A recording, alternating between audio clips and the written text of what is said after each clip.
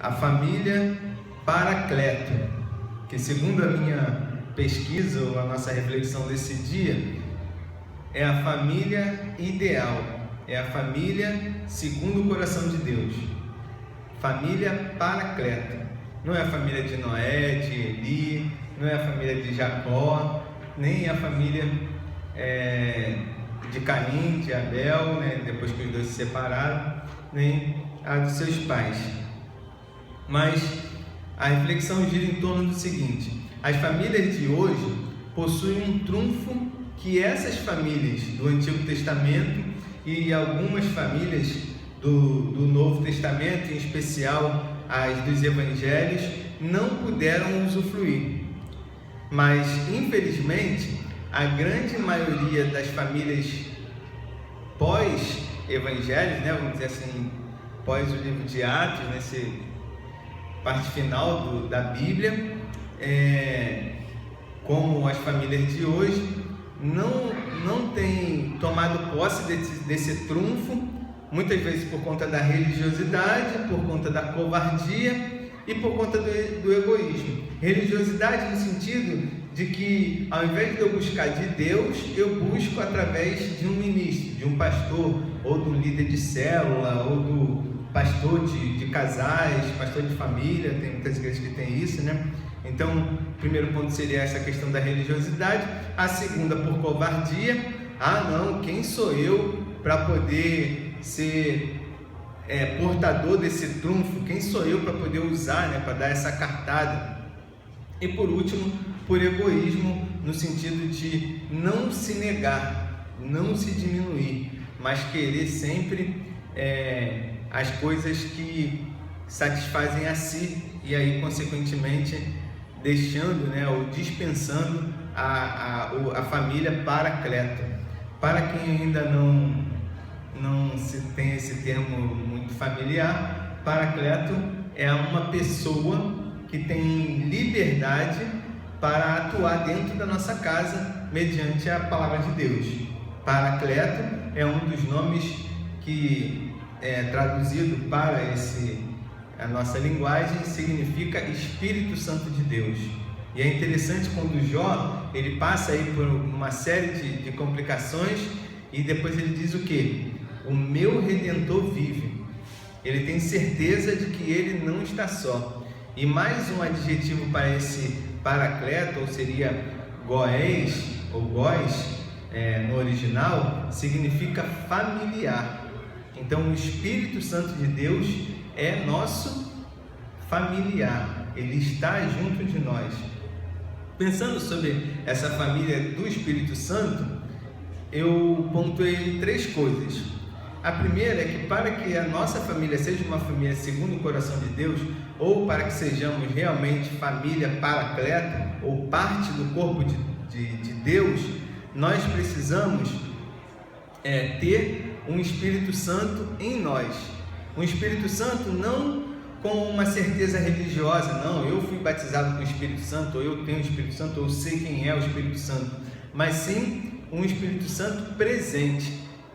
Não é questão de, eu fiquei todo arrepiado, eu não sei, mas uma presença instável, uma presença firme, uma presença que realmente você possa dizer, não, é o Espírito Santo de Deus que me direcionou para fazer isso. O Espírito Santo em nós, ele nos dá discernimento espiritual e também as revelações de muitas formas.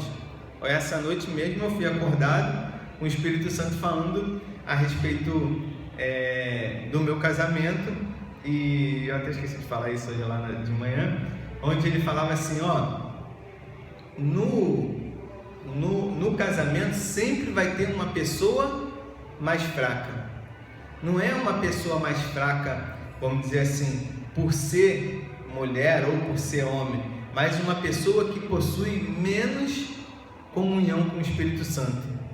Uma pessoa que precisa ser auxiliada pela outra. Então, se eu sou essa pessoa, Monique tem que orar por mim. Se Monique é essa pessoa, eu tenho que interceder pela Monique, e assim continuamente. Então, quando eu sou forte, o diabo ataca quem?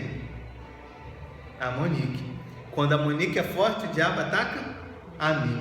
Então, a família Paracleto, o Espírito Santo nos torna imune.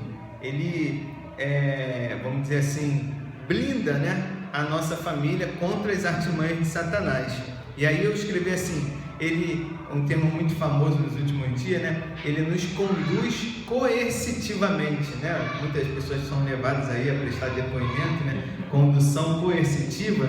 E eu pensei justamente nisso. É quando o Espírito Santo nos leva a fazer as coisas que nós não queremos, ou que nós teríamos vergonha, ou temos vergonha, mas que Ele quer que a gente faça. Nós devemos deixar o Espírito Santo fazer a obra em nós, porque sem essa obra, sem essa ação do Espírito Santo, a gente não vai atingir esse segundo ponto que eu selecionei, que é o Espírito Santo através de nós. É quando eu passo para as outras pessoas que eu não vivo apenas o meu viver, a minha vidinha, mas que eu vivo para a glória do Senhor, mas que eu vivo para servir ao Senhor, seja limpando o chão da igreja, seja pregando, seja fazendo qualquer outra coisa, um viver para a glória de Deus, assim constrangendo os outros pelo amor. Só quem ama a Deus, só quem ama a obra do Senhor, só quem faz as coisas de Deus por amor é que consegue constranger os outros. Quando a gente vê testemunhos, por exemplo, como a Madre Teresa de Calcutá, Pastor Martin Luther King e outros exemplos até fora do nosso convívio eclesiástico cristão, que a gente fica assim, poxa, como eu queria amar como essa mulher, como eu queria me negar como essa mulher fez em prol da obra do Senhor. O Espírito Santo em nós, amando-os com ações, porque muito é fácil a gente falar assim, não, mas a gente deve amar ele. Mas quando a gente vê, por exemplo, o cara na televisão que bateu na mãe e o repórter fica falando, não, que tem que morrer, que tem que ser preso, que tem que fazer... O que a gente faz? A gente vai na mesma onda. A gente esquece que tem uma onda contrária, que é a onda do Espírito Santo de Deus, que fala assim, tá todo mundo condenando, mas você precisa amar, mas você precisa constranger pelo amor. E também intimando, que aí é outro termo também, né, dos nossos dias, fulano foi intimado, né? Eu também fui intimado, já contei, mas intimando pela palavra.